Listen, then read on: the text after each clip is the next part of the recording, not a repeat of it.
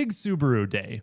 If you guys are a fan of the Crosstrek, we're going to go over the details and pricing of the new Crosstrek for 2026 and the hybrid variants. But Subaru is also announcing by the end of today, if you're watching this on July 17th, a new vehicle called the Uncharted. Well, I'll go and put on the screen what it is. It's essentially just a rebadge and slightly different headlights, taillights sort of thing compared to Toyota CHR. So this is a CHR. It's going to be all-wheel drive. It's going to have 338 horsepower, somewhere around there.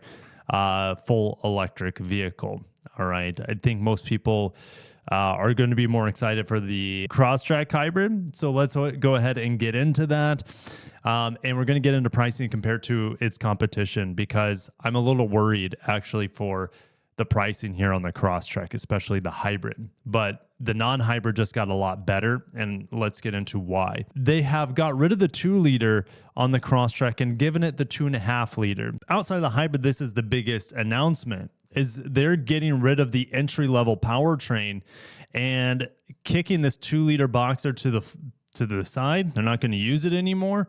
Kicking the Boxer, punching it to the side maybe. 152 horsepower is being replaced by the new base powertrain, which is the 182 horsepower engine. So essentially a 30 horsepower gain here, probably about the same in terms of torque as well. That is a huge win. It's already slow. It's already very slow with 180 horsepower, and getting it, the old one with the 152 horsepower is ridiculously slow for the North American streets. However, if you want more torque, more power, you're going to go for the hybrid, which has 194 horsepower. The base price for the Crosstrek is only about $400 to $500 more compared to last year. So this is a big win because you get 30 more horsepower. You get about 30 more pound-feet of torque. But where things start to go south is when we get to the hybrid.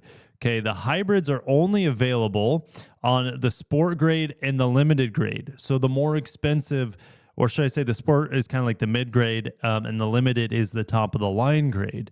And the hybrids are built in Gunma, Japan. Okay, that's not good for tariffs, and that's why these prices seem to be so high. The rest of the Crosstrek lineup is made in Lafayette, Indiana. They need to start making the hybrids there as soon as possible. But the issues is that they don't have a supply chain for their hybrids stateside, more than likely. That's why they're building them all in Japan. For now, hopefully they can get that supply chain up and running from a North American perspective, because the hybrids here just don't make sense, in my opinion. They are very expensive. All right, so the Crosstrek around $30,000 is where this vehicle needs to be priced, in my opinion. Once you get over $30,000, there not only is there such stiff competition within the subcompact crossover segment, you're running into the compact segment. All right, which is a Forester and the Forester Hybrid. You're running into the RAV4, which is going full hybrid. The RAV4 is going full hybrid. Keep that in mind. Yes, Subaru's all-wheel drive system is slightly superior, but for example, with the RAV4 going hybrid, it'll be starting around $30,000. And here's the Crosstrek with less power, less efficiency. It is smaller. Less desirable, I would say, for most people, unless you're if you're doing quite a bit of off-road, then I guess you get a Subaru compared to the RAV4. But even then, like, check this out. Crosstrek Sport Hybrid. It is a $3,300 upgrade over the non-hybrid. Same grade. All right. And if you're looking to get into the Crosstrek Hybrid, about after destination $35,000. It's $7,000 more than the entry level 2.5 liter. $7,000 more. You would never ever be able to make that up in fuel savings ever. Yes, it does provide a better experience. It's smoother. It's faster, better torque, and less CVT sort of groaniness. All right, because it has an eCVT. $7,000. Just to get your feet wet into the hybrid versus the base Crosstrek. And then, of course, that's not even including all the individual packages that you can tack on to these trims as well. And compared to the Corolla Cross Hybrid, the Subaru Crosstrek Hybrid should be far more available. There are only 18 Corolla Cross Hybrids in my area. Most of them are not even like on the ground.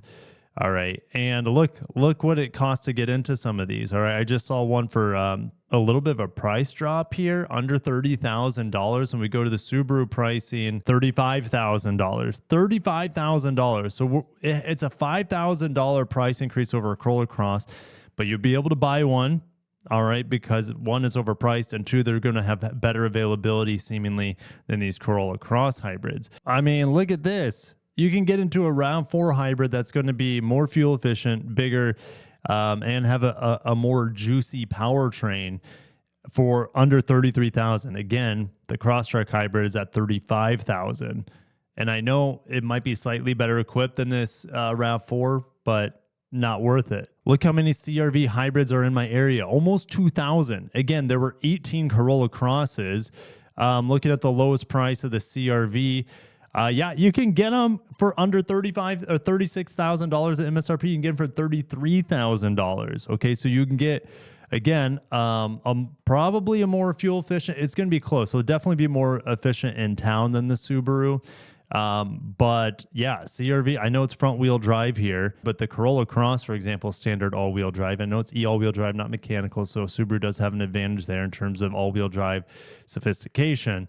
I have a Tucson this week. It's not the hybrid that I'm reviewing. It's a standard model, but there are 530 Tucson hybrids in my area. And you get these for a little over $30,000 right now with the cooling market. But you can also get a Santa Fe hybrid for under $35,000 too. I know it's a much bigger vehicle. Not everyone wants a 3-row hybrid Santa Fe, but this is a fantastic vehicle, fantastic hybrid, and it costs less with the current market conditions. You might be saying, Kirk, at $35,000, that's where the price starts, and then Subaru's going to have to discount it. If they discount it, great, but the starting price is not looking good for it. Looking at the CX-50 hybrid from Mazda, you can get into these at $33,000. Again, this is using the RAV4 hybrids powertrain, not the 5th gen that's going to be employed later this fall. It's still the 4th gen, but again, you'll be able. I think I got 36 miles per gallon combined when I did my fuel economy test here. Again, I'm worried about the Crosstrek. Subaru's going to have to discount this. They're only bringing them in from Japan, which is not going to help their profits. Okay, I don't think.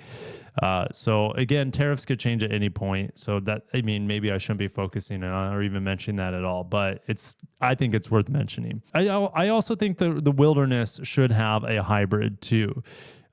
So I'll see you guys in the comments. I've been looking forward to Subaru having a hybrid for a long time.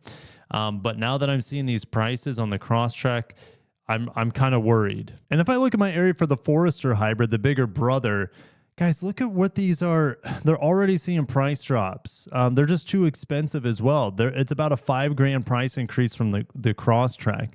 All right. So if the Forester hybrid's already seeing price drops after a huge demand asking for these vehicles from Subaru fans, then yikes, guys. It's not looking good for the Crosstrek's price, but maybe it's looking good because it won't be able to command that price, that $35,000 starting price for the Crosstrek hybrid. It's going to have to go down closer to $30,000. Like I said, I'll see you guys in the comments. Do you think the Crosstrek hybrid is priced too high? Obviously, the Forester hybrid is, as we're seeing price cuts. The Tucson hybrid can be had for about $5,000 less than what we're seeing right here.